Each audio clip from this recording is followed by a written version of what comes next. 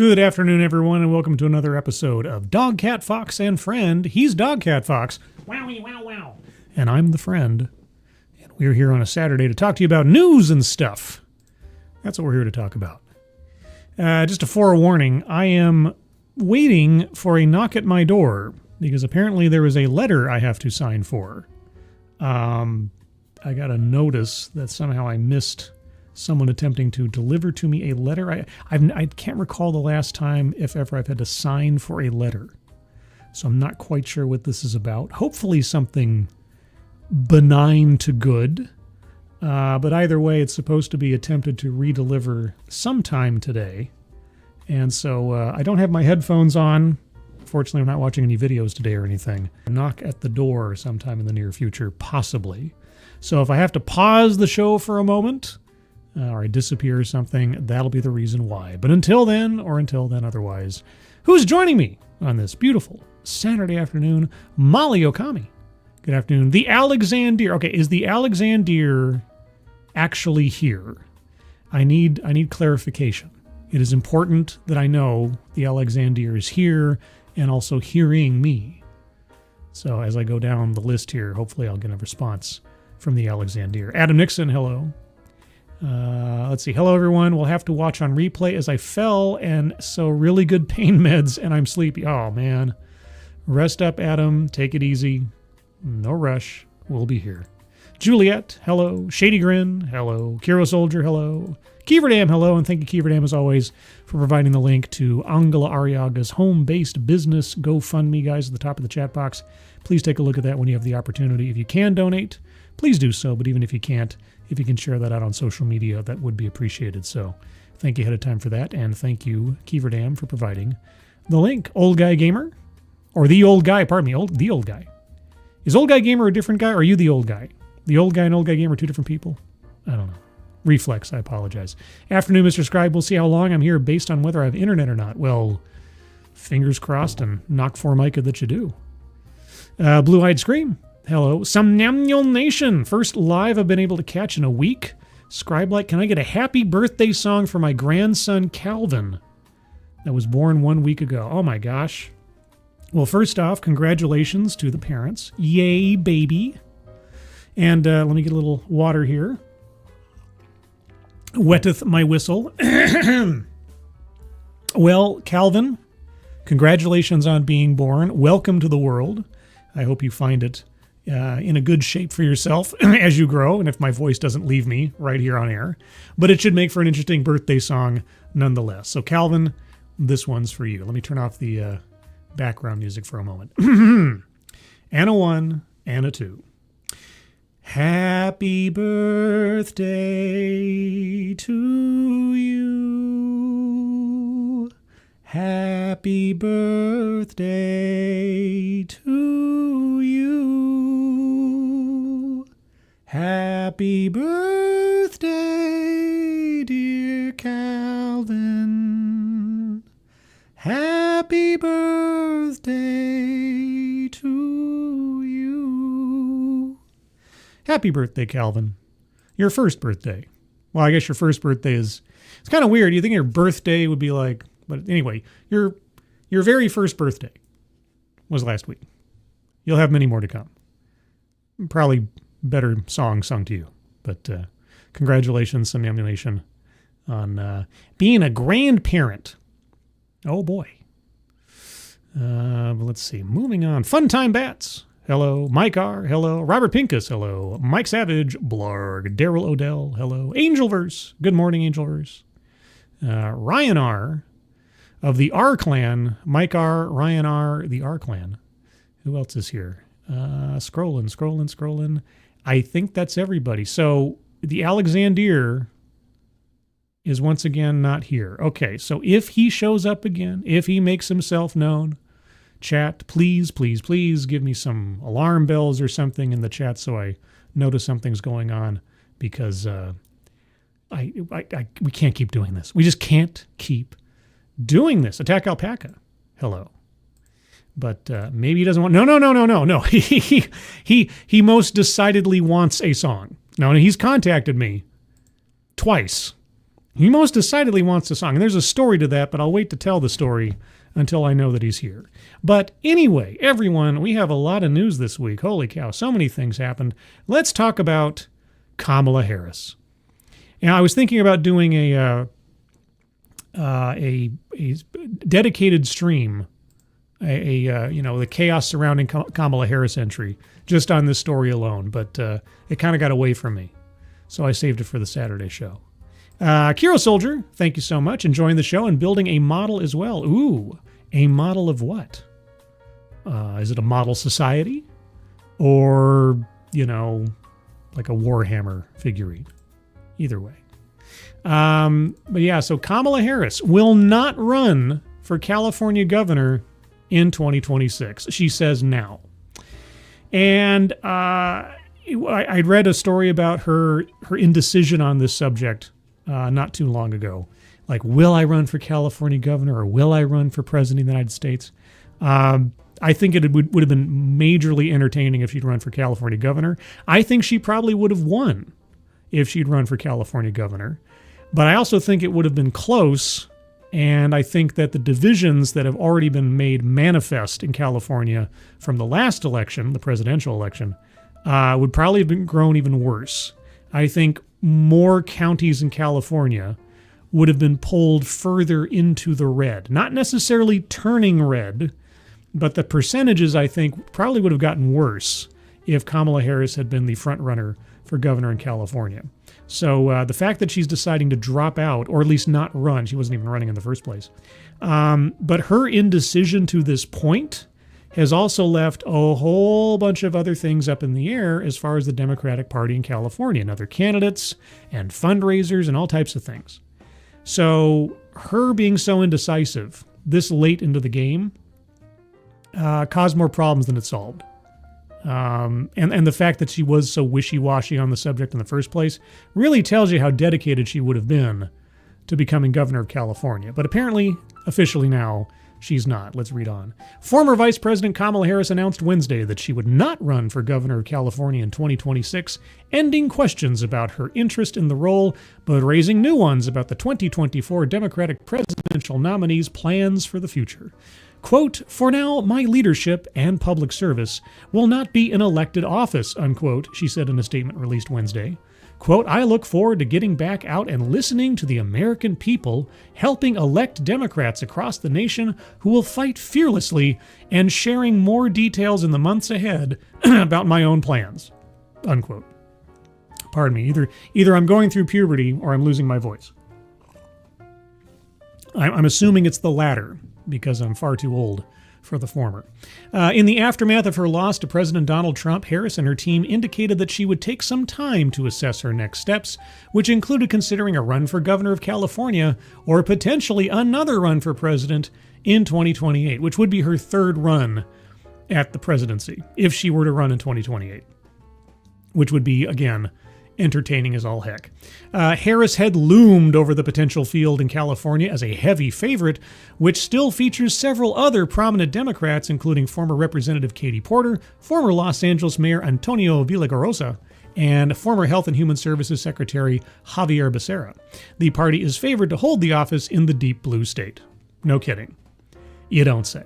But Harris also faced skepticism from some home state Democrats concerned about baggage. What baggage? Baggage? From her unsuccessful White House campaign and the potential drag across the state's battleground U.S. House districts that could be pivotal in the midterms. Amid the drawn-out deliberations, Harris had reached out to former California governors to ask what she could get done on the job and asked aides for research and memos that outlined other options. What could you get done on the job of California governor? I don't know. Golly, I mean, you only operated in California politics for the first part of most of your political career. What could you get done as governor? I don't know. It escapes me. Among those options, starting a 501c4 organization focused on the information ecosystem what? And how to empower younger voters while rethinking institutions key to democracy, creating a political action committee to raise money for other candidates, and doing a listening tour of southern states with a 2028 presidential bid in mind. I've said it for a long time now. I think I said it as soon as she lost, or soon before she lost the last election. She should take the easy route. The easy route is take a professorship at Howard University, her alma mater, and just pull a paycheck for the rest of her adult life doing practically nothing. That's what I'd say. But Keeverdam lets me know Alexander has entered the chat. Alexander. Okay. Now, I have to take a moment here. Thank you so much, Keeverdam. Appreciate the generosity and appreciate the notice. Alexander. So the other day, for those of you that don't know, and many of you do, but just for the sake of the record, on Thursday, I was made aware by Alexander that he had his birthday on Wednesday, I think it was. And so I was like, oh, well, I have to sing him a song. But I asked him on air, I said, do you want a silly song or a serious song? But at that point, Alexander had departed. He had gone off to do, of all things, have his birthday party. How dare he? But anyway, so I was waiting with bated breath the entirety of the TEDx stream to find out which kind of song Alexander wanted sung. And it wasn't until after the stream was over with and he had a chance to listen to it that he realized, oh no, I wasn't there for the song. So I got a note on X saying, I would like a silly song. I'm like, great. All right, next time I see you online, get your silly song. But then I got a notice on YouTube of a comment on the stream left by the Alexander that said, I want a serious song. And so I was confused. Was Alexander's account overtaken? Was he trying to mess with my mind? Was he trying to double dip? What's going on? So I don't know. I don't know which Alexander I'm talking to. I don't know which Alexander I'd be singing to. If I upset one, will that become my nemesis versus the other? I don't know. So there's only one solution to this as far as I can tell. Alexander, this one's for you. And a 1 and a 2. Happy birthday to you. Happy birthday to you. Happy birthday, dear Alexander. Happy birthday to you. There. That's it. That's the only solution to that problem. And it's a problem that you created. So, my obligations have been fulfilled. Back to the story. Harris wanted to make the decision about running before an expected fall book tour was announced. That announcement is coming soon. Yes, she has a book coming out called 107 Days. That's how long her 2024 campaign lasted. 107 days. It should be called 107 Days, How to Burn Through $1.5 Billion and Only Get a Sweet Book Deal as a Result. But that's just my revision. Her thinking, according to a person familiar with her deliberations, was that she would have time for all of these if she didn't run for governor. Yeah, I guess she can, start a nonprofit, or 501c4, pardon me, and then, political action committee and going on a listening tour and having her book tour. I mean, I can't possibly do all that stuff and run for governor, so I guess I won't run for governor. If that's how much she was dedicated to the idea of running California, boy, I'm glad she's not. Quote, I have extraordinary admiration and respect for those who dedicate their lives to public service to their communities and to our nation, she said in her Wednesday statement. Quote, at the same time, we must recognize that our politics, our government, and our institutions have too often failed the American people, culminating in this moment of crisis. This moment of crisis, okay. As we look ahead, we must be willing to pursue change through new methods and fresh thinking, committed to our same values and principles, but not bound by the same playbook, unquote. I wonder if she's going to invest in voting by smartphone. I can only hope. I would love to have some crossover between Kamala Harris and Ted Excellence. Also, does this seem a little squished up on the That's why it seems squished. It was zoomed in for some reason by like 10%. That's why it was all up on the edge. Okay, well, that's good. Also, I see that TC is in the chat. Hey, TC. And Meh, hello. Random American, hello. Advocatus Diaboli, hello. I miss anybody else? I hope not. But if I did, I apologize. Harris's future. 2 people who have spoken with Harris stress that the announcement should not be taken as a definite sign she will run for president again. But nor should it be taken as a sign she won't. Harris made the decision announced Wednesday after returning from a trip to the United Kingdom last week for the wedding of the daughter of her friend and longtime donor, Laureen Powell Jobs. Any relation to Steve Jobs? For weeks, she had been giving people she spoke with the impression that she was edging away from running. She told one person who spoke with her that she felt she could have the biggest impact by leading, quote, from the outside, unquote.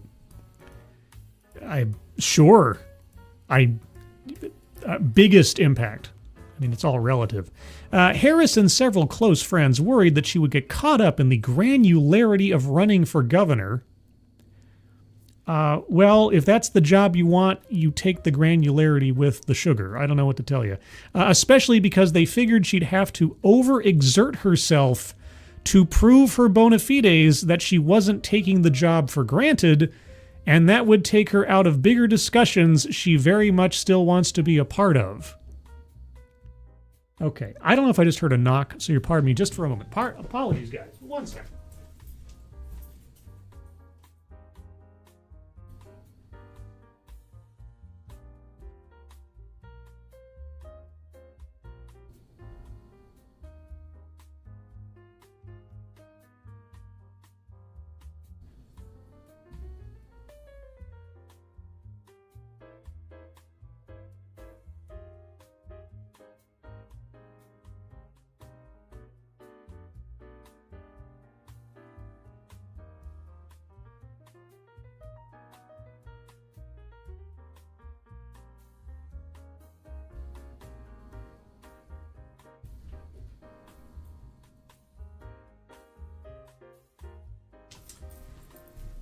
Okay, well, not quite yet, I guess. There is a possible mail truck out front of the building, but I don't know if that's for me or not. I'm sorry, I'm just on edge. I've never had a letter I've had to sign for before. And so I'm kind of on, like I say, I'm a little bit on tenterhooks as to whether or not it's something good or bad. Or completely innocuous. I'm hoping for innocuous. I'm obviously not hoping for bad. But if I do have to jump up again in the near future, I apologize. It's just the nature of the beast. Anyway, Kamala Harris would have to get into too granular a situation to be California governor. To run for governor, you have to get more specific and granular. Boy, they really like this word today, don't they? Granularity of running. And the granular. Yeah, I mean, yeah, the devil is in the details. You would think someone who has been a lawyer in her past life would understand that. But okay, to run for governor, you have to get more specific and granular to what the legislature is working on. Yes, you actually have to pay attention to what's going on in the state and state politics. Yes, that is something I would hope most people running for governor are interested in. And she's needed in the national conversation. The first person who spoke to her told CNN. Wait, okay, hold on. Wait, what is Kamala Harris needed for in the national conversation? She was outright rejected as president of the United States. She was practically a phantom during the bulk of the Biden administration because she was such a constant embarrassment every time she opened her mouth in a press situation or did anything, really. But now she's needed in the national conversation. To what? Show up on Colbert and cackle? As for running for president again, quote, it means she doesn't have to make a decision right now, but she can spend time leading, unquote. Well, I guess she can. She can spend time leading. Leading what? Her book tour. Part of what Harris wants to do is help Democrats in next year's midterms. I literally cannot imagine what help she could be to anyone in the midterms. Darren Root, hello. Arnold Schwarzenegger figured it out. What's her excuse? Yeah, no kidding. Crowbar the Skull. She needs to make martinis. She needs to. I think just raw vodka is probably enough for her. Read by Nature. Hello. Anyway, part of what Harris wants to do is help Democrats in next year's midterms. That could include campaigning directly. Could, sure. But also would be a focus of the PAC she is looking at starting. Kamala PAC? Or Harris PAC? Or Kamala? Kamala. There we go. Here. Kamala. Kamala. Perfect. That's what it needs to be. Kamala. There, I did it. Hey, Kamala, when you and your people hear this, and I know that you do and will because, that's just the way that the internet works, you can send me a check for naming rights. It's fine. Also, Peter, hello. She could deliver post-nut clear. Oh.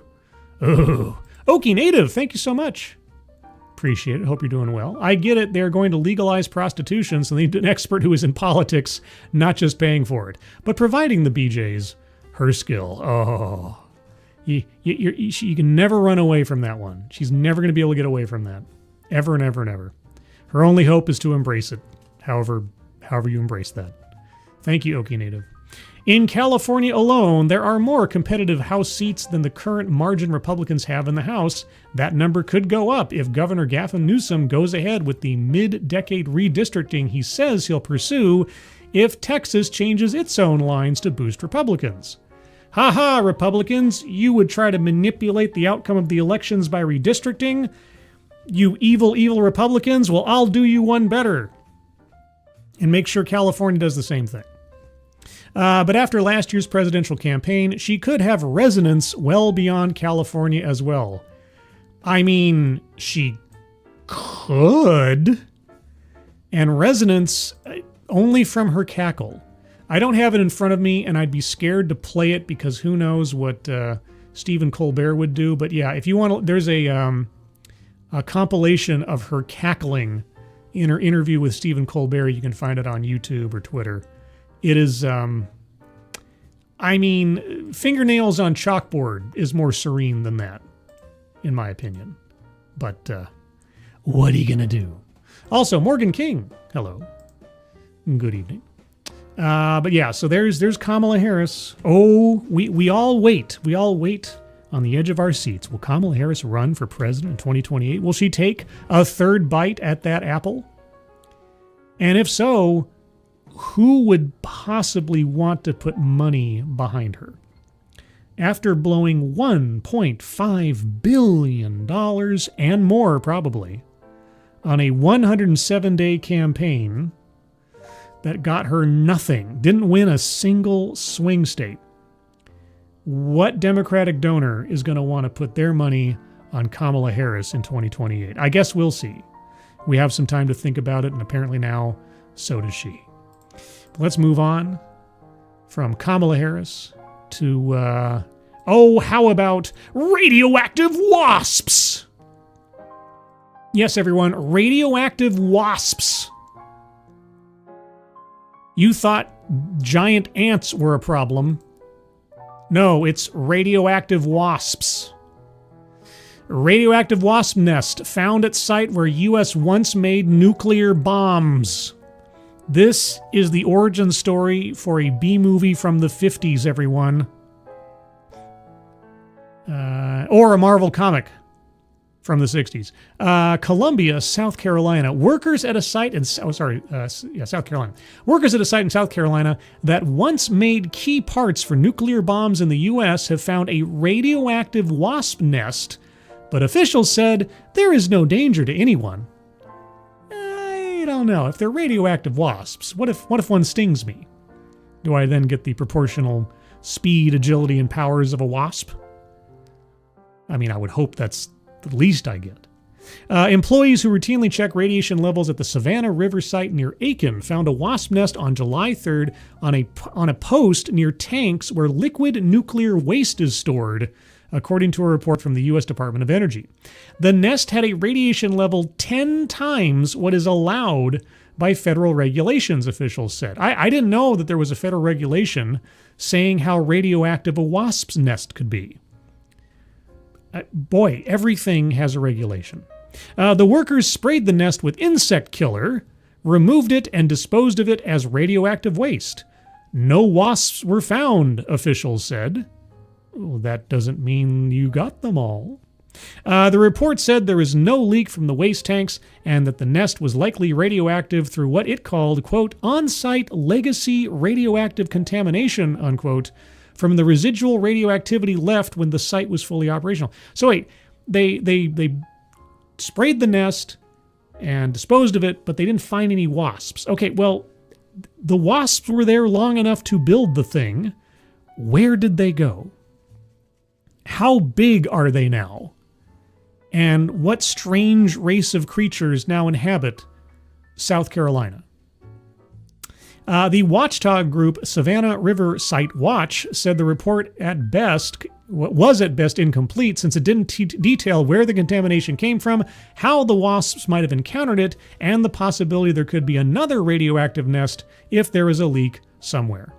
Knowing the type of wasp nest could be also critical. Some wasps make nests out of make nests out of dirt. Saying wasp's nest is driving my brain nuts here. Some wasps make nest out of dirt, and others use different material which could pinpoint where the contamination came from, Tom Clements, executive director of the group, wrote in a text message. Quote, I'm as mad as a hornet that SRS didn't explain where the radioactive waste came from or if there is some kind of leak from the waste tanks that the public should be aware of, Clemens said. Yeah, you sound like you're taking this very seriously. Mad as a hornet. The tank farm is well inside the boundaries of the site, and wasps generally fly just a few hundred yards from their nests, so there is no danger they are outside the facility, according to a statement from Savannah River Mission Completion, which now oversees the site. Well, regular everyday wasps maybe don't fly more than a few hundred yards from their nests. But what about super irradiated wasps?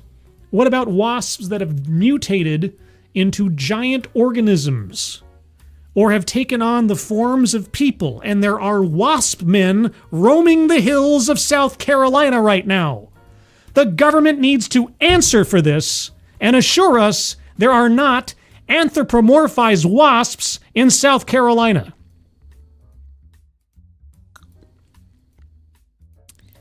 By the way, let me tell you about the advantages of investing in gold. Oh, man. I'm getting all Art Bell over here. Okie Native, thank you again. What I'm hearing is move there, get superpowers. Yeah, get stung by a radioactive wasp. I'm sure it'll give you all the gifts you could possibly want. If there had been wasps found, they would have significantly lower levels. They would have significantly lower levels of radiation than their nests, according to the statement which was given to the Aiken Standard. Well, that's what the government wants you to think. The site was opened in the early 1950s to manufacture the plutonium pits needed to make the core of nuclear bombs during the start of the Cold War with the Soviet Union. Now the site has shifted towards making fuel for nuclear plants and cleanup. No, the site has shifted towards making gigantic radioactive wasp monsters, as we've just been told. Also, the Alexandria, thank you. Thank you for the lovely song. We appreciate it. Okay, so the lore has expanded even further. There are two Alexandriers. Inside of all of us, there are two wolves, and apparently one is silly and one is serious, and they both appreciate the birthday song. Well, you're welcome, Alexandria. Whichever one I'm speaking to. Also, the Dead Man. Hello. Oh boy. The site generated more than 165 million gallons of liquid nuclear waste, which has, through evaporation, been reduced to about 34 million gallons, according to Savannah River Mission Completion. Oh, okay. So, 131 million gallons of liquid nuclear waste has just gone up into the atmosphere, everybody. And apparently into the local wasp population. There are still 43 of the underground tanks in use, while 8 have been closed. In use for what, just storage? Or for mutant wasp creation? I'm just telling you. The story's not over. We'll hear about it again. We'll hear about some strange sightings in South Carolina of insectoid individuals walking through the woods at night, or just odd buzzing and humming off in the distance in the forests that nobody can explain. It's coming. The wasp men are coming. But moving on from that minor annoyance, let's talk about a disaster. Guys, this week a disaster struck America. I don't know if you heard, but as CNN described it, it's a disaster. And that would be, as you all know, the Sydney Sweeney American Eagle Outfitter ad. Describing it as a disaster was their plug line on the front page of the CNN.com website. And this is the story attached to the disaster. What has America learned from the Sydney Sweeney situation? We asked the experts. Well, here's what you've learned. A, femininity sells products. And B, CA. There you go. Women like looking at attractive women, and men like looking at attractive women. And if you show an attractive woman in an outfit, it is more likely that other women will want to wear that outfit, or try to impress the men around them by wearing a similar outfit, and men will like to look at women in outfits, especially if they are particularly feminine. Now, but here's the other thing, and I don't know if the article will address this, but I just want to get my baseline out of there. And I've said this at least a couple times now on Midnight's Edge in the morning. That ad, and I'm a child of the 80s and the 90s. I bridge both those decades. That ad was the most innocuous, benign, tame thing as far as like jeans ads that I could imagine from my lifetime. When you think about the old Calvin Klein advertisements or the Tommy Hilfiger advertisements from way back in the day, the Sydney Sweeney ad was practically, G-rated. And she was fully clothed, like with the barest amount of cleavage showing, or maybe, depending on the photograph, a little bit of her midriff. But other than that, anyway, she was bathed in denim. But that's not the controversy. No. It's because I guess she's both attractive and white and perceived as conservative or something. And the ad said she's got great genes, which obviously refers to the eugenics experiments of the 1930s in Germany, as we all know. The great ongoing American conversation escalated into a great American bar fight this summer. Jesus. As a long and increasingly unhinged national back and forth about race, politics, sexuality, and the nature of both the Trump administration and fame itself was triggered by a jeans ad. What happened?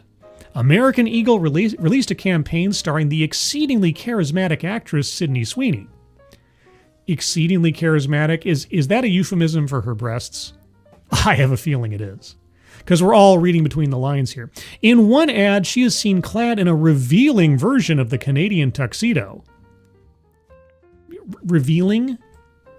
Again, cleavage that would put, what? A burqa practically to shame. Come on. veritably busting out of a not really buttoned jean jacket. Okay. But though the mere facts of her physical existence have ignited multiple national debates previously, in this case, the reason people are talking, and talking, ! Is that the ad script had her making puns about jeans and jeans. Quote, genes are passed down from parents to offspring, she says in one ad. In another cut, in which the camera aggressively zooms in on her cleavage, she claims, my body's composition is determined by my genes, unquote. Some viewers immediately connected the genetics commentary to her brilliant blue eyes and blonde, fine hair.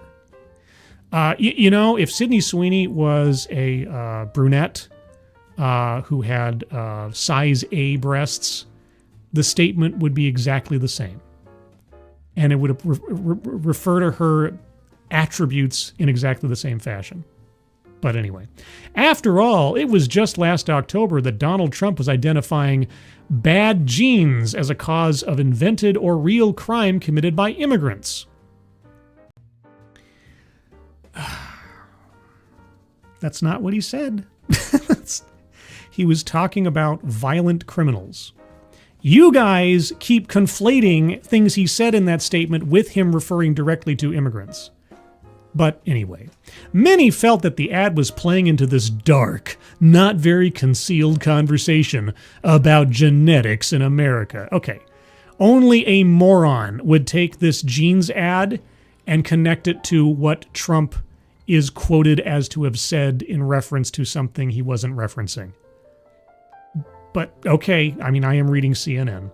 Quote, this is intentional, this is pointed, and you're calling out to the consumers that you hope to attract here, said Cheryl Overton, an absolute Karen, a longtime brand strategist and communications executive. Quote, if American Eagle is really out there trying to target Americans to the right or to the far right, so be it. If that's who the product is designed for now, that is their right as a company to do that. But you have to know that folks are educated, folks are nuanced, and folks are willing to call brands out, unquote. Oh my gosh, guys. Oh my gosh. Guys, call brands out. They put a pretty girl in an outfit. Oh no. That calling out was quickly followed by a louder and nastier wave of disdain that people would dare suggest the ad was intentionally about race or that everyone was being stupid for talking about genes anyway. That's kind of where I sit on the whole thing. Quote, there's been a lot of conservative finger wagging like this is just a jeans ad, said Emma McClendon, a fashion historian and assistant professor of fashion studies at St. John's University, who literally, guys, teaches a class on denim.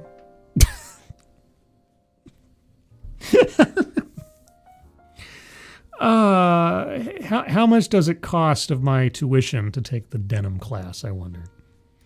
Quote, but I think that just plays also on stereotypes of fashion being frivolous and this just being jeans. The reality is that there's nothing more intimate to our identity than how we outfit our bodies, unquote.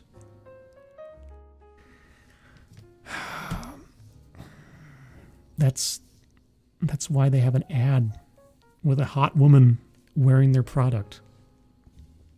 What? You're an expert on this, right? At the beginning of this week, a spokesperson for the White House weighed in.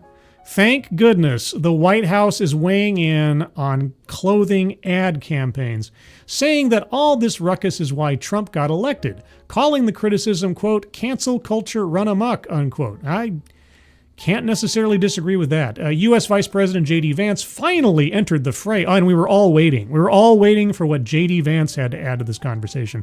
Finally entered the fray at the end of the week, suggesting that the lesson Democrats, quote, have apparently taken is we're going to attack people as Nazis for thinking Sydney Sweeney is beautiful, unquote. Don't worry. The Democrats or the liberals on the far end, they'll attack anybody for anything using the Yahtzee accusation, as we've known for years now.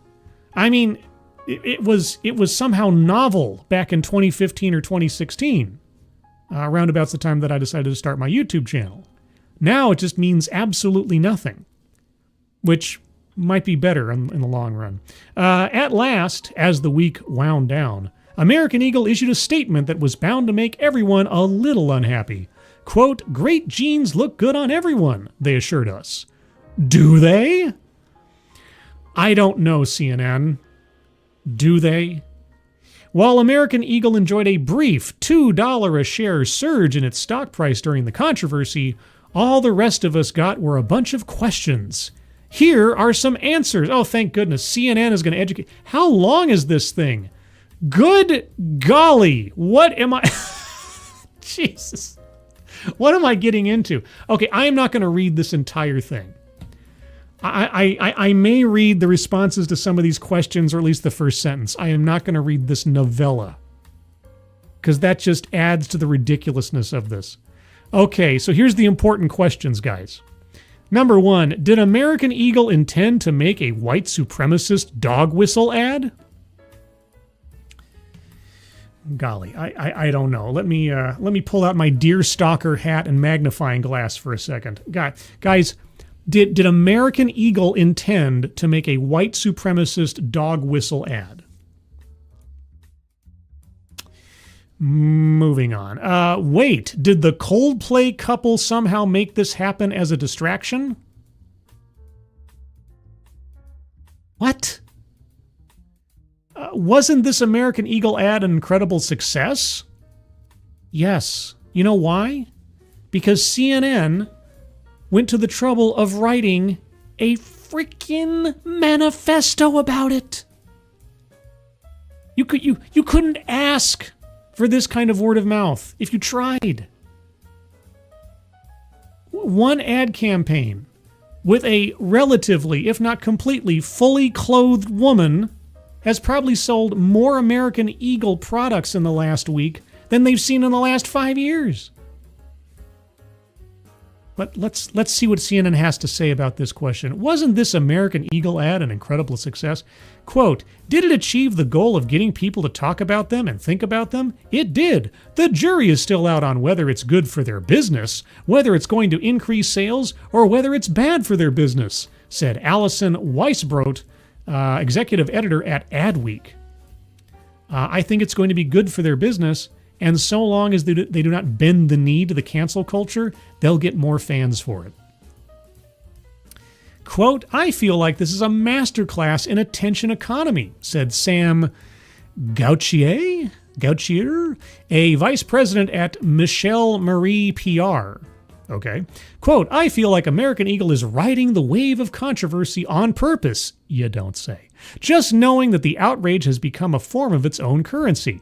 You don't say. Because everything at the end of the day is about how much money we can make as a brand, the amount of sales, the amount of clicks on an article, all of those things, unquote. Yeah, this is all earned advertising, not paid for. They haven't paid a dime to CNN to talk about their jeans, or any other outlet, or any YouTuber, or anybody else. That's all over the place. Quote, this is the modern formula for outrage marketing, said Molly McPherson, crisis and reputation strategist. Yeah, it's almost like they took the same strategy that the left has been using for years now in trying to shock and offend the right with their choices in advertising campaigns and political actions and casting in TV and movies and so on. Well, welcome to a dose of your own medicine, I guess. Is American Eagle ever going to post for real again? Boy, you know, prior to this week, I got to tell you, I relied on American Eagle for their truth in reporting. I can't tell you how often I refreshed the page on their Twitter account to find out what was going on at American Eagle. I know. It's cray-cray. Until Friday's company statement, the company's top post on Instagram for around 5 days was of a black woman in American Eagle clothing. Some of the comments were, keep it white and love me some lib tears. And a lot of people saying damage control. Okay. Yeah.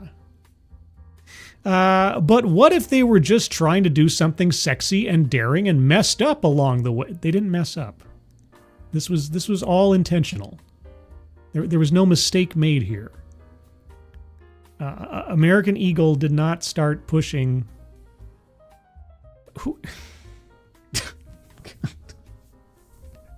How could they mess up so badly? Everybody's talking about their products and their ad campaign. Can America handle it if we have to go through this again? Through this. Oh my gosh, guys. Guys, do you think we can survive as a country? I mean, obviously, this is maybe only second to January 6th, which itself was only second to 9/11. You know, which itself was only second to, I don't know, Civil War. I mean, really, can we handle this again, guys? If a company uses a sexy celebrity to sell a product and makes a pun about the product in the ad campaign, do you think we can survive it? What about the reputation of beloved Hollywood star Sydney Sweeney? Are you really concerned about that? Experts agree that Sydney Sweeney is always winning. She emerges from this national dust-up only more powerful than ever. Yeah, sure. What weird offshoot effects could the ad have? Okay, I'll read this part. I can't even imagine what paranoia goes into this. These ads are a throwback to advertising that is proven to work because of reasons we might not like. Because of reasons we might not like. Much of this type of advertising went out of fashion. This type of putting pretty women in outfits went out of fashion. What? But the success of this campaign means we might see more again. Yeah, because, again, guys, prior to last week, okay, fashion companies did not use attractive women to model their products. Only now. Only now. Sydney Sweeney is the Donald Trump of the fashion world.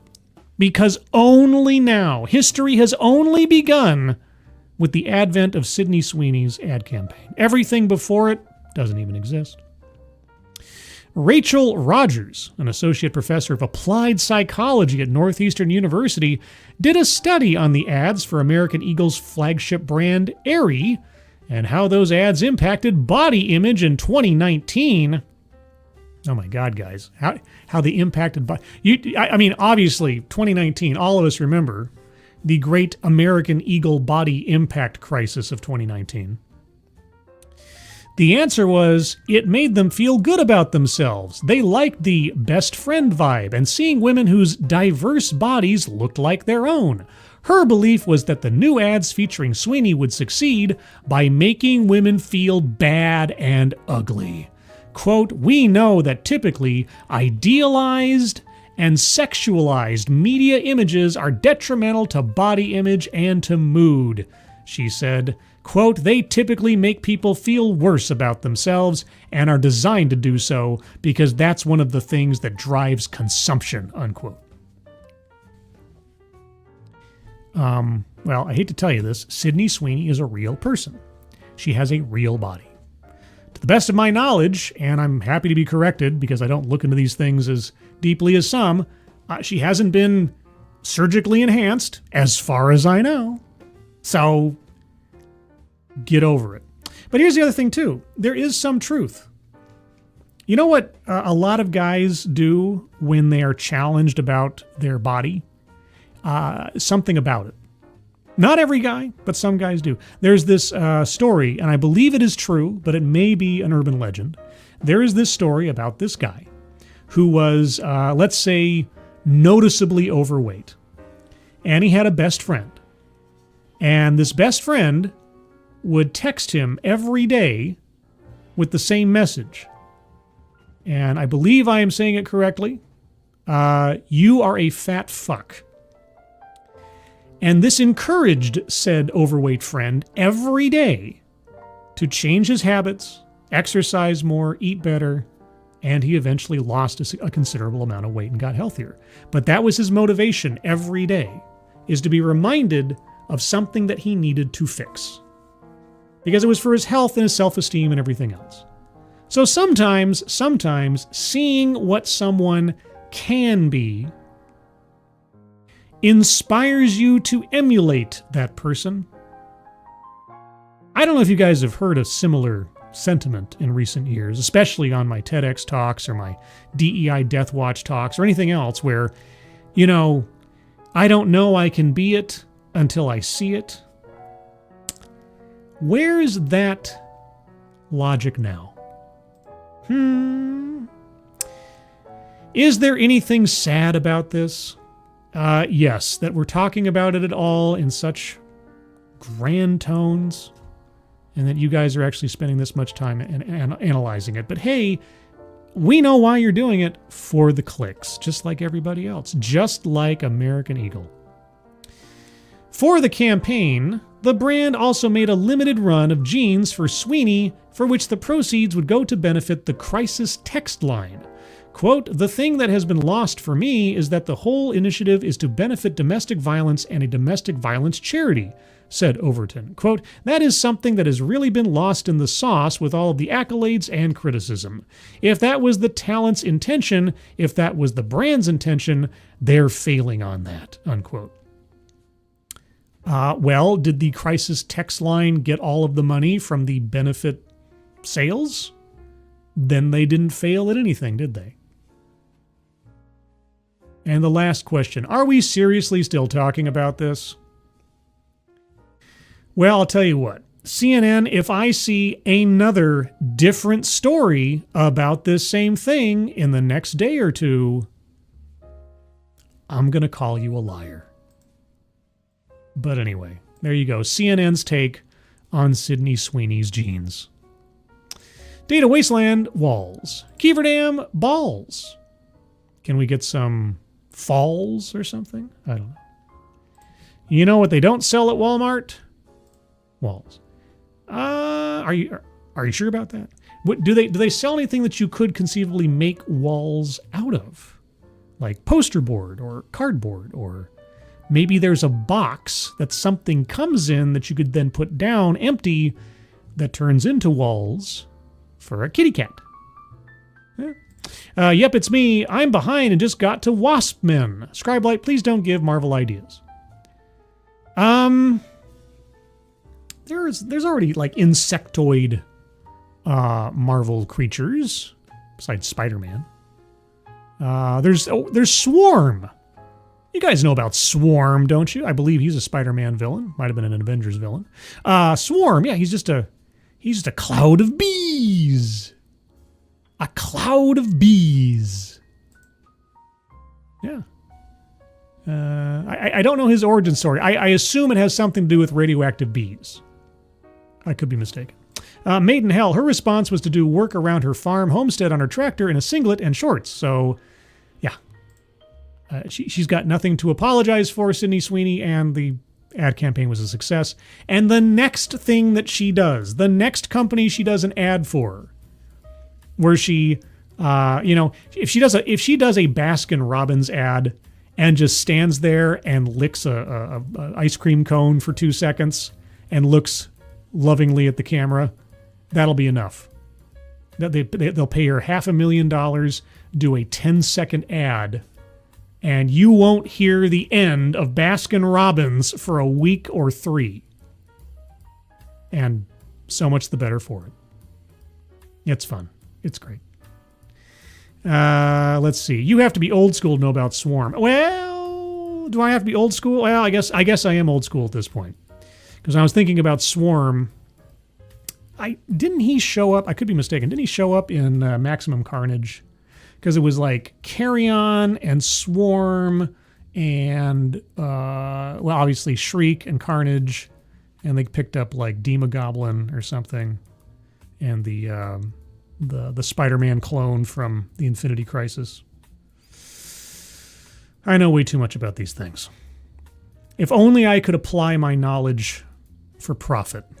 But here we are, raucous like a hurricane. Let's move on to another piece of news. Something else that is a tragedy for somebody.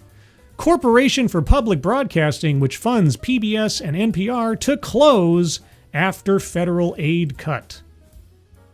Well, I guess if you needed it that badly, then that's all there is. The Corporation for Public Broadcasting, which funds NPR and PBS, will shut down after the loss of federal funding, the nonprofit said on Friday. The decision comes weeks after the GOP-led House of Representatives approved $9 billion in cuts to public media and foreign aid, siding with President Trump's longtime calls to defund outlets he has accused of having a left-wing bias. Those cuts included $1.1 billion set aside for the CPB over the next 2 years. Well, heck, why don't we take some of that $20 billion we're not spending on DEI, Department of Transportation grants, and just move it over? I mean, $1.1 billion is nothing next to $20 billion a year, right? Yeah, anyway. Public media officials had hoped the lawmakers would vote to restore some of that money down the line, but the Senate Appropriations Committee on Thursday declined to do so. Quote, despite the extraordinary efforts of millions of Americans who called, wrote, and petitioned Congress to preserve federal funding for CPB, we now face the difficult reality of closing our operations, unquote, Patricia Harrison, president and CEO of Corporation for Public Broadcasting, said Friday. The majority of the CPB's roughly 100 staffers, okay, will be let go by the end of September, the organization said. A small transition team will remain through January of 2026, quote, to focus on compliance, fiscal distributions, and resolution of long-term financial obligations, including ensuring continuity for music rights and royalties that remain essential to the public media system, the CPB said in a statement. Music rights and royalties that remain essential to the public media. I'd be curious to know in reference to what. CPB, created by Congress in 1967, has distributed more than $500 million each year to PBS, NPR, and more than 1,500 locally operated, public radio and TV stations. NPR has said it receives about 1% of its funds from federal sources annually and about 3% indirectly from stations. PBS, which features programs like Sesame Street, reportedly receives 16% of its funding from the federal government. Trump, who blasted NPR and PBS funding as a waste of federal dollars, cheered the cuts last month following the congressional vote. Quote, House approves $9 billion cuts package, including atrocious NPR and public broadcasting, where billions of dollars a year were wasted, unquote, Trump wrote in all capital letters in a July post on Truth Social. Republicans have tried doing this for 40 years and failed, but no more. This is big, unquote. The Trump administration has also filed a lawsuit against 3 CPB board members who have refused to abandon their posts despite Trump's orders for them to be fired. Well, there you go. So that doesn't mean necessarily that PBS or NPR are going bye-bye, just the Corporation for Public Broadcasting that helps fund them. Besides which, aren't all the, maybe not Sesame Street, but I mean, haven't nearly all the other kid shows and stuff been sold to Netflix or Amazon at this point? And isn't that where they'll go anyway? Like if PBS closed up shop tomorrow, you know Netflix or someone would be making an offer to buy Sesame Street for the next zillion years. So, but I mean, there were good days for PBS back in the old days. I used to watch Mystery Theater with my mother on PBS way back in the day. We'd watch Sherlock Holmes and Prime Suspect and Hercule Poirot. And, of course, way back in the day, you had the Electric Company and Square One TV. And, of course, Sesame Street, Mr. Rogers. Yeah, those were the good old days. Anyway, the good old days, they're really old now. But Red Fawn is here. No, I'm not. That wasn't a segue of like, speaking of really old. No, I saw Red Fawn was in the chat. Also, Unit 731. Red Green was good. Oh, Red Green. And if they can't find you handsome, at least find you handy. Oh, Red Green. I used to watch a lot of Red Green with my dad. It's been a while since we watched Red Green. Divine Petulance, hello. Anybody else I missed along the way? I hope not. Did I already say hello to JB? Maybe I did. Marvel sucks ass. Samurai films are way cooler. LOL, that's a genre which hasn't been bastardized yet. Are you sure about that? But we have one story left. And when I saw the headline to this, I was like, you cannot be serious. You cannot be serious. It reminded, this is an extreme comparison. And it'll only apply in reference to those of you who are particular Marvelites. But I was just thinking about this the other day when I was thinking about for some reason, I think it might be Midnight's Edge in the morning. I think a lot about movies these days and their performance in the box office and so on. And in a roundabout way, this led me to thinking about The Falcon and the Winter Soldier. I was like, why didn't I go and see the new Captain America movie earlier this year? And I said to myself, you know why you didn't? Because nothing about that character or the way they set it up interested you because of what happened in The Falcon and the Winter Soldier. Amongst several reasons, one of the things about that show that still annoys me when I think about it is how much time and effort they spent trying to make a murderous terrorist into someone we were supposed to sympathize with over the course of the show. And like, even Captain America, the new Captain America, Black Falcon, even he, at the end of the show, was like, you have to stop calling them terrorists. As he basically descends from the heavens with the body of the evil terrorist in his arms. And I thought, there are some situations where attempts to make me feel like I'm supposed to have some sympathy or grief or sorrow for someone who has demonstrably acted badly, it just doesn't cut it. And that is the roundabout reference for when I saw this headline. ICE took half their workforce. What do they do now? I would hope go bankrupt. I would hope face criminal charges. Because if you are an employer who are knowingly employing illegal immigrants and exploiting them for their labor or their situations, whether you mean to or not, you are breaking the law. And laws need to be enforced.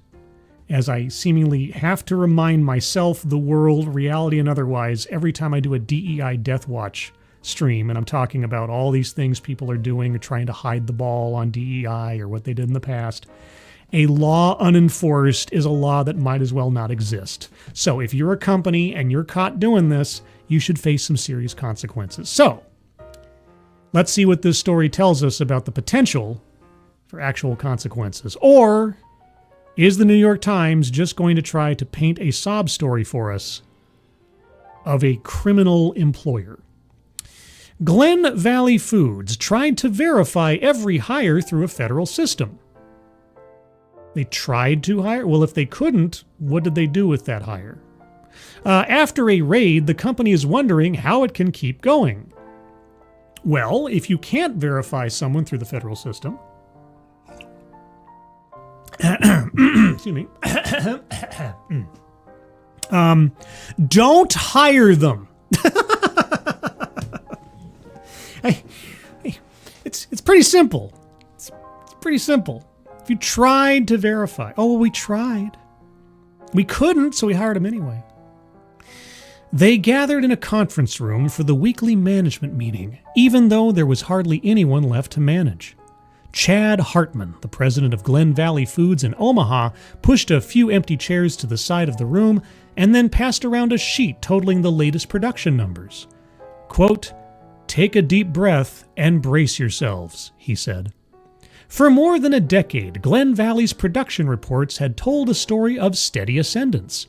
New hires, new manufacturing lines, new sales records for one of the fastest-growing meatpacking companies in the Midwest. But in a matter of weeks, production had plummeted by almost 70%. That's 70%. Most of the workforce was gone. Half of the maintenance crew was in the process of being deported, the director of human resources had stopped coming to work, and more than 50 employees were being held at a detention facility in rural Nebraska. Hartman, 52, folded the printed sheet into tiny squares and waited out the silence.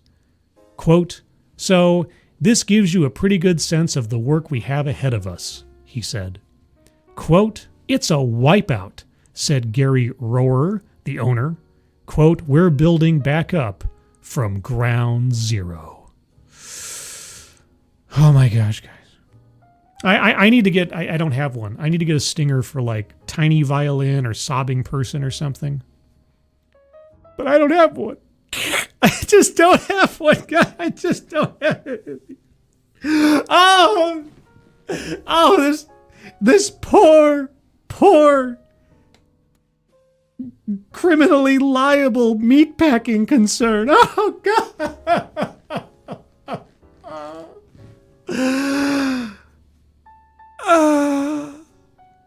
It had been almost 3 weeks since dozens of federal agents arrived at the factory's door with a battering ram and a warrant for 107 workers who they said were undocumented immigrants using false identification, part of a wave of workplace raids carried out by the Trump administration this summer.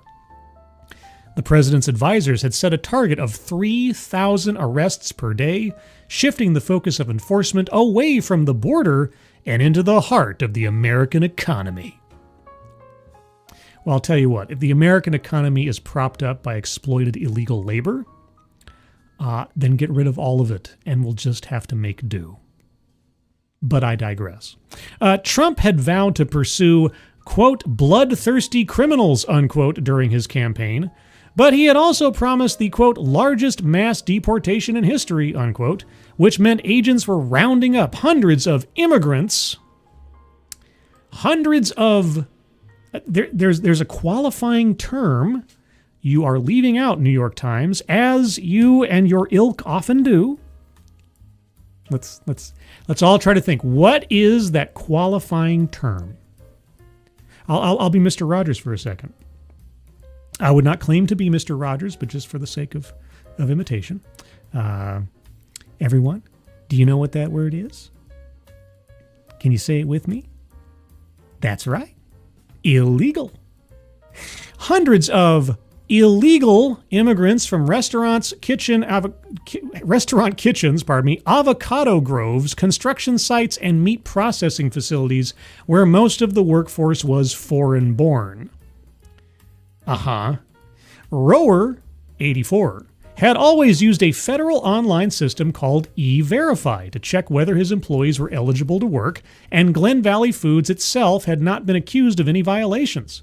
Rohrer was a registered Republican in a conservative state, but he'd voted for a Democrat for the first time in the 2024 election, in part because of Trump's treatment of immigrants. Treatment of, that's right, illegal immigrants. Rohrer couldn't square the government's accusations of criminal dishonesty with the employees he'd known for decades as salt of the earth, incredible people who helped build this company, he said. Most of them had no criminal history, aside from a handful of traffic violations. Or being in the country illegally, violating federal law. Aside from that. Or holding on to falsified documentation. Aside from that. Many were working mothers, and now they were calling the office from detention and asking for legal advice. Of a packing plant. Okay. Their children, U.S. citizens, were struggling at home and in some cases subsisting on donations of the company's frozen steak. Quote, I'm still furious about what happened to our people, but we have to keep the machines running, Rohrer said. Quote, we need more people trained and ready to go. Trained by who? Another manager asked. Quote, we lost every supervisor out there. If you ran a machine or checked temperatures or did anything important, you're gone. Quote, then we pick up our hiring, Rohrer said. and maybe ensure that they are legal citizens this time. Okay. He looked out into the lobby and saw 3 women filling out applications. Glen Valley paid well, with an average hourly wage of almost $20 and regular bonuses. But the work was repetitive and demanding. Employees who came mostly from Mexico and Central America stood on a manufacturing line for as much as 10 hours a day, 6 days a week, and processed hundreds of pounds of meat through dangerous machinery in a cold factory. Ever since videos of the raids spread across social media, Rohrer had answered dozens of calls from strangers who accused him of, quote, stealing American jobs, unquote. But Nebraska was experiencing a work shortage, with only 66 qualified workers for every 100 positions. Almost every one of the company's new applicants was also a Hispanic immigrant. Quote, there are some jobs Americans don't want to do, Rohrer tried explaining to one caller. We're caught up in a broken system. Well, I'll tell you what. If you opened up those jobs to American citizens instead of opening them up to illegal immigrants, I bet you'd have some American citizens taking those jobs. You know, I've got 2 different notions that have been pumped into my ears from either side for many, many years now. I have been told on many occasions by various, figures in the media or politics that the amount of work and the amount of economic benefit that is brought to the country by people who otherwise would be or should be deported is so great that the American economy would fall apart if everybody who shouldn't be here was suddenly removed from here. At the same time, I'm told that, they take up jobs Americans don't want. They don't really have that much of an impact on the economy or the jobs market. Like, okay, one of these things can't be true. They can't be true at the same time. So, the Homeland Security Department had accused many of the company's former employees of working under stolen IDs, which E-Verify didn't always catch if the ID number itself was valid. Rohrer had met with officials after the raid to ask for a better system, and they told him to keep using E-Verify. One agent gave the company a hotline number to call for hiring questions. Hartman tried it once and waited on hold for 57 minutes before giving up. Quote, they say the only thing we can do is verify, Rohrer said. Quote, but we're already doing that, Hartman said. How do we avoid ending up in the same situation?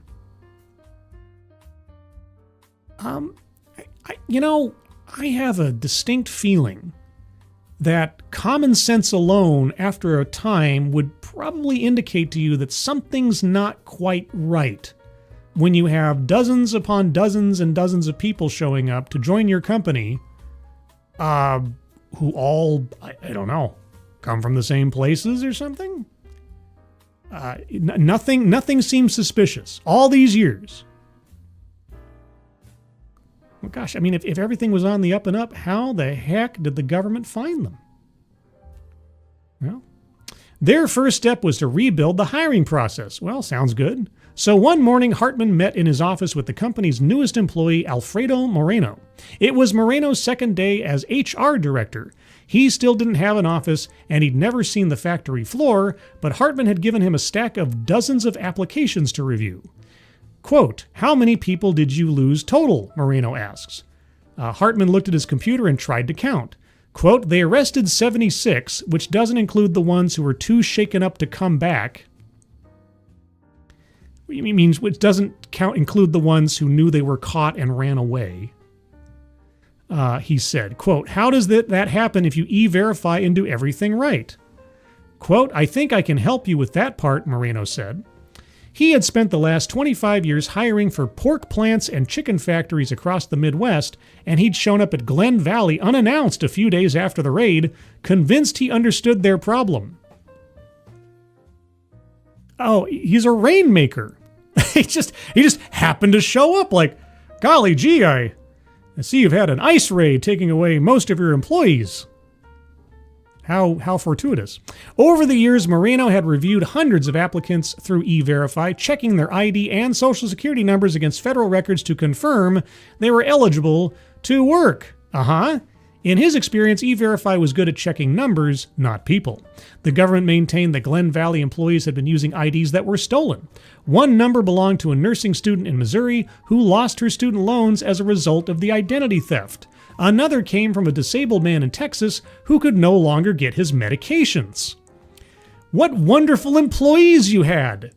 Moreno told Hartman that the only way to truly prevent fraud was to scrutinize IDs with black lights and magnifying glasses to make sure they weren't fake, and then interview each potential employee in person.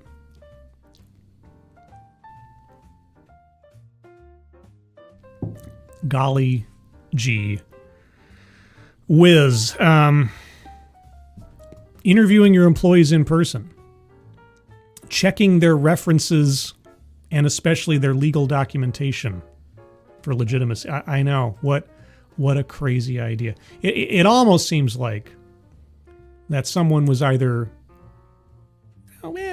maybe they're just naive. They're just naive, giant, growing meatpacking concern with hundreds of employees and they just looked the other. They just looked the other way. I'm sure it was a mistake. I'm sure they were just slipped on a banana peel and let hundreds of illegal workers and false IDs into their workplace. Faustonia, holy cats! Thank you so much for the #1 samurai DogCatFox. Oh, DogCatFox! Wowie, wow, wow. Ooh, there's a ranting monkey DogCatFox. Thank you, Faustonia, very much. Appreciate it. Hope you're having a good day. Let's continue on with this disaster. Let's see. He had memorized regional accents and studied the geographies of Central America, Puerto Rico, and Dominican Republic. He estimated that about half of the people he interviewed for meat processing jobs lied about some aspect of their documentation. Quote, I asked where they were born, what town, where they traveled, Moreno said. Quote, does the person on paper fit the person in the chair? I don't want to say I interrogate, but I ask very specific questions without discriminating, unquote. Yes, I like that, Hartman said. Quote, because we can't go through this again. Honestly, it was very traumatic for everyone involved, unquote. Yes, I'm very traumatic. With a little bit of common sense, you could have avoided all of this years ago. The tiniest bit. Hartman started to tell Moreno about that Tuesday morning when the company was humming through one of its best months in 12 years. More than 130 workers walked into the factory at 7 a.m. All 5 manufacturing lines started moving at full speed. Hartman was taste testing a new meat product with the sales team when he heard a knock on the front door, which is something that I'm still waiting for. He walked into the lobby and saw several agents in tactical vests carrying nightsticks and wearing bandanas to cover their faces. At first he thought that maybe one employee had gotten into trouble, but then he glanced outside and saw several government vans, a drone circling the roofline, and dozens more agents surrounding the property. Quote, we're going to be busy here, one of the agents said. You ain't just whistling Dixie. Also, Alan Thyler, thank you so much for the dancy, lovely DogCatFox. Oh, DogCatFox. Wowie. Wow. Wow. Oh, there's a Your Boy Pat DogCatFox. Thank you so much, Alan. Appreciate it. They moved past Hartman into the factory, shouting instructions in Spanish, telling workers to come out with their hands up. Most complied, but a few dozen people started to scream and run. A group of 5 women clambered up stacks of packing pallets. Other workers enclosed themselves inside industrial freezers, only emerging after they lost feeling in their arms and hands. Yes, all the behaviors of innocent individuals. Hartman saw a maintenance worker named Marvin Zepeda, 37, who scampered into the rafters with his tool belt. Zepeda was responsible for cleaning offices, and his colleagues had once nominated him for Employee of the Month because of his ability to laugh and tell jokes even while checking mousetraps. Now Zepeda squeezed into a crawl space in the ceiling and resisted orders to come out allegedly holding agents off by displaying his box cutter and other tools. An agent shot him with a stun gun. Zepeda pulled the probes out of his leg, retreated farther into the crawl space, and threw tools in the direction of the agents. They shocked him again and threatened to send in a dog. Finally, a factory manager went into the crawl space, calmed Zepeda down, and helped convince him to surrender. Agents restrained his wrists and led him out of the factory. Zepeda spotted Hartman in the lobby and flashed him a smile and a thumbs up as the agents walked him toward a bus with the windows blacked out. Quote, "The whole thing just gutted me, and obviously I had it easy," Hartman told Moreno. Well, not if I had my choice in the matter. You guys would be prosecuted. Quote, "It's terrible for everyone," Moreno said. Quote, "I've seen whole companies go under after a raid. The supply chain stalls, beef prices go up, consumers pay more," unquote. Gosh, and all of this could have been avoided if you had bothered to care about the accuracy of your hiring process. Whose fault is this? Quote, "The ripple effects," Hartman said, nodding. He pulled up a roster of the company's former employees and started to read through names. Ruiz, Gonzalez, Hernandez, Rodriguez. "That's the part I keep thinking about," Hartman said. "What happens to these people?" Well, depending on the circumstances, they're either A, prosecuted for crimes committed while they've been in the United States, like, identity theft, and or B, they are sent back to their home countries. That's what happens. It had taken 3 days for Elizabeth Rodriguez's family to figure out where she was. Her children had seen the raid on Facebook and watched online videos that showed Rodriguez, 46, being marched onto a bus in her factory smock and hard hat. Her eldest son, Omar, 23, searched through detention records and contacted her co-workers, the police, and local politicians. Quote, "Where are they taking her?" he kept asking, until his mother finally called from a detention center across the state. Quote, "This call will be limited to 15 minutes, a recording warned, and his life had been revolving around those phone calls ever since. Yes, it is quite the tragedy when a parent is caught having committed a crime and is then taken away from their family. If only the parent had not committed a crime. Now Omar felt his phone ringing again in his pocket and checked the number. "Mom Jail," the caller ID read. He answered and waited for the line to connect. His parents had spent the last 25 years in Omaha, building an undocumented life with such care that to Omar it started to feel, quote, "normal, even stable," he said. So Omar was well aware that his parents were in the country illegally.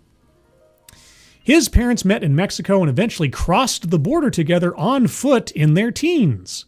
They married, found work in Nebraska, and bought a small house on the outskirts of downtown where they could raise their 4 children, all U.S. citizens. A few months earlier, Omar had encouraged his mother to hire a lawyer to help her explore a path to citizenship. She had a, quote, "perfect case," the lawyer wrote. No criminal record, long-standing ties to the community, a steady job with good reviews. No criminal record. Yes, because when you avoid law enforcement for 25 years, not having a criminal record is a mark in your favor. It's just... she took on extra hours to pay legal fees and nursed sores on her feet. Okay. It wasn't in her nature to complain, not even now, about the raid, the detention center, or the lawyers she could no longer seem to reach. "How are you?" Omar asked in Spanish once Elizabeth came on the line. Her children crowded onto the couch and gathered around the phone. "I'm fine," she said. "Tell me about all of you. Are you eating? Sleeping?" "Don't worry," Omar said. "Everything's okay." This was how they survived these calls, each side reassuring the other even as they continued to unravel. If only Mom had just done something over 25 years. Oh well. Omar was working the graveyard shift at the local call center to help pay for groceries. His two younger sisters, 17 and 13, were trying to cook for the family from their mother's recipes. Omar's younger brother, 7, was waking up at night short of breath, wheezing and choking, until Omar took him to the emergency room. Doctors said he was suffering from panic attacks. He had never spent a night away from Elizabeth, and he didn't know what it meant to be undocumented, or detained, or deported. The family had decided it was best to tell him that his mother was still at work. Well, perpetuating lies to your children seems to be a family tradition. "I'll be home soon," she told him now. "When?" he asked. "I don't know yet," she said. "I'm trying my best." "You have 5 minutes remaining on this call," the automated voice said.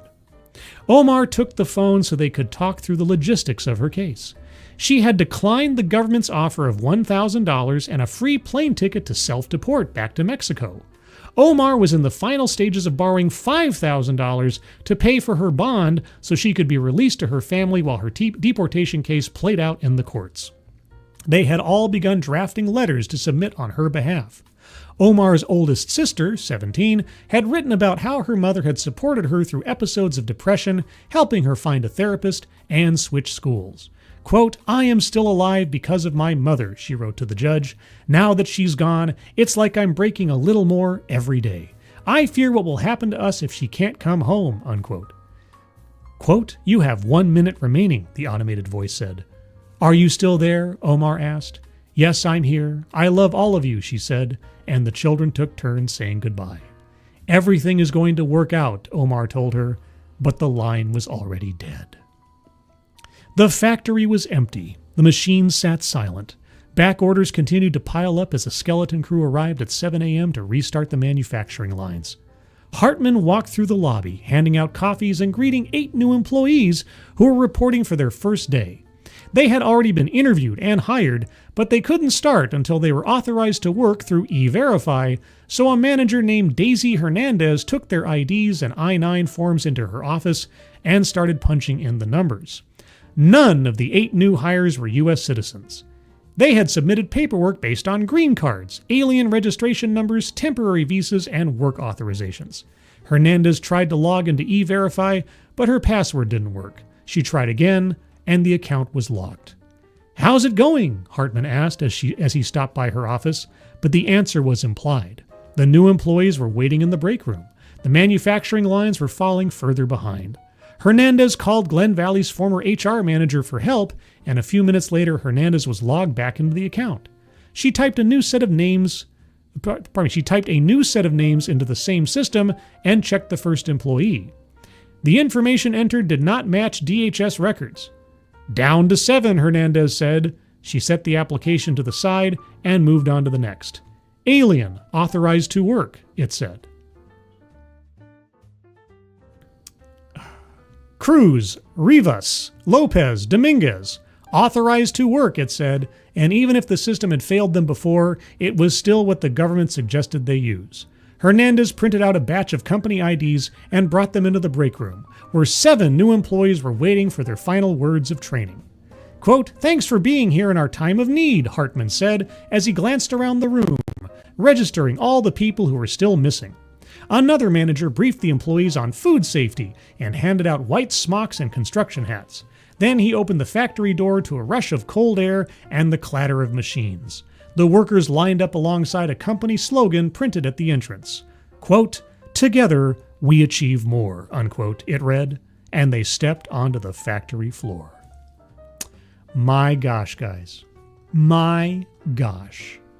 There you go. Glen Valley Foods victim. Oh boy. Kay Roberts. Their hiring agency needs to be investigated. Well, their HR person, their former HR person, the HR person who wouldn't show up to work, that person needs to be looked into. Why, over and over and over and over and over again, were people with demonstrably illegal documents being given employment at this place. There's somewhere in this chain of custody, there is a rotten apple.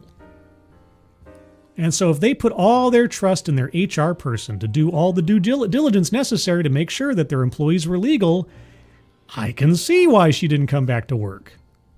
She should probably be investigated, just to make sure there wasn't anything hinky going on. But who knows? It's probably all fine.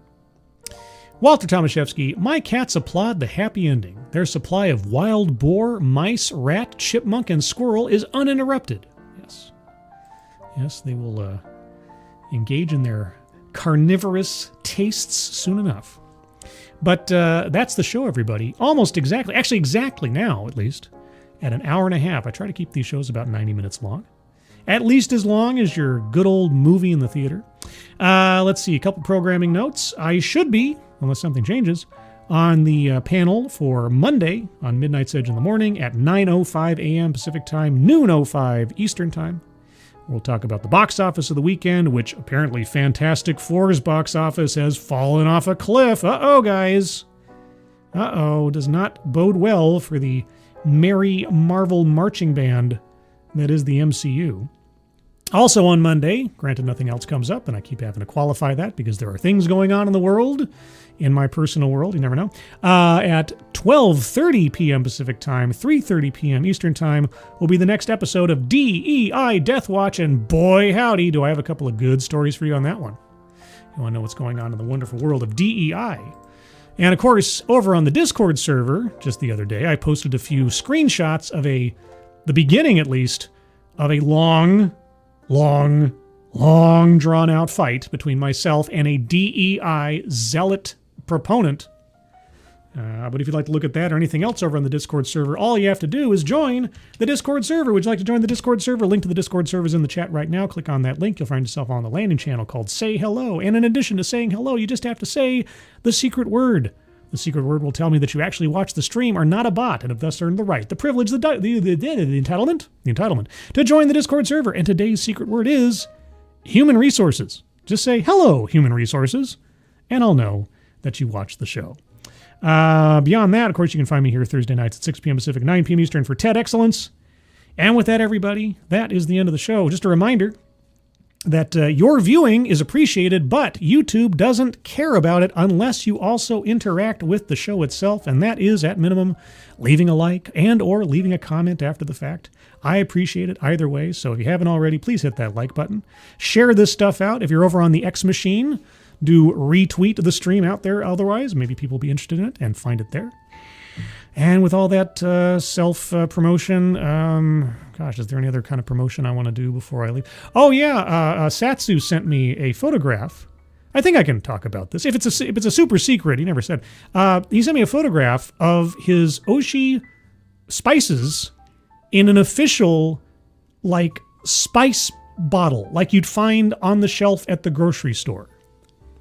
Now, he hasn't made any kind of official statement yet about it, but I'm hoping, fingers crossed, knock formica, that means that maybe it's soon to be on shelves somewhere, or at least maybe it's better packaging.